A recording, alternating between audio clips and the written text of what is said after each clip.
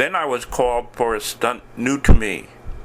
The picture was entitled The 11th Hour, a mystery melodrama. Bernard Durning was directing, so naturally after my work for him in The Fast Mail, I was asked to join the troupe. The first stunt wanted had to do with lions. Several times previously I had scraped acquaintance with these animals, but this stunt with them seemed rather difficult to me. A circular cage about 15 feet in diameter and the same in height had been built of iron bars. The top was roofed with 2-inch boards. In the center of this roof was a trap door, which could be sprung at will. The story reads that a band of criminals captures the hero, but he, being a movie hero, escapes some 50 of the gang, and they chase him through the chief villain's house of torture. Being pressed by his pursuers in this picture, parentheses, and by his creditors out of the pictures, unparentheses, he takes to the top of the lion's den, whereupon the head villain smiles maliciously, presses any old button that happens to be strung around, and the poor hero is tumbled onto the lions through the trap door.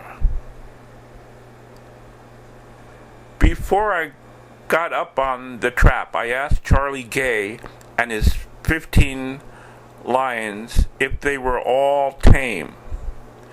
Charlie said yes.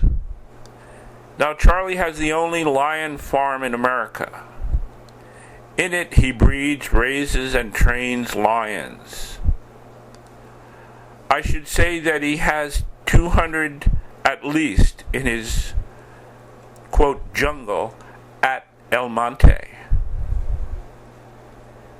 He did qualify his statements, I must admit, by saying that he wasn't sure what these kings of the beasts would do in a motion picture studio when they saw something being thrown to them from above.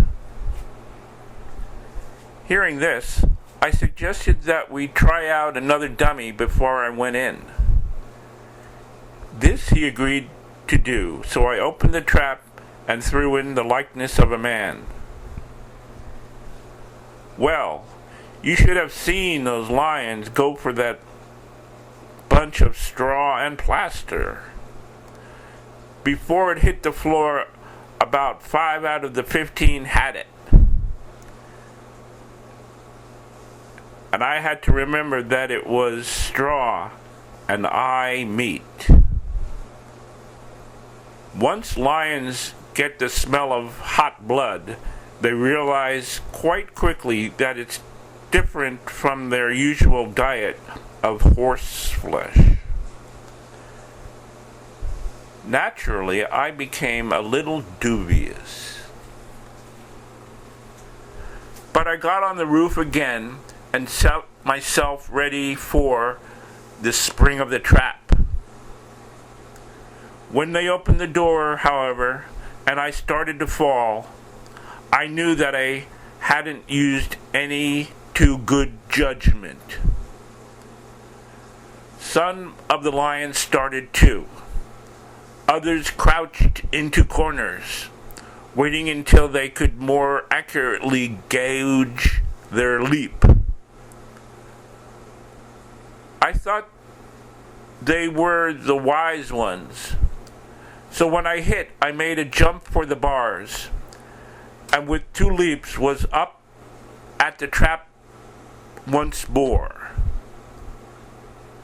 Even before I got through it, one lion had torn my shirt and ripped a finger. But luckily I had 4 others to wiggle. I like lions. They're so nice and gentle.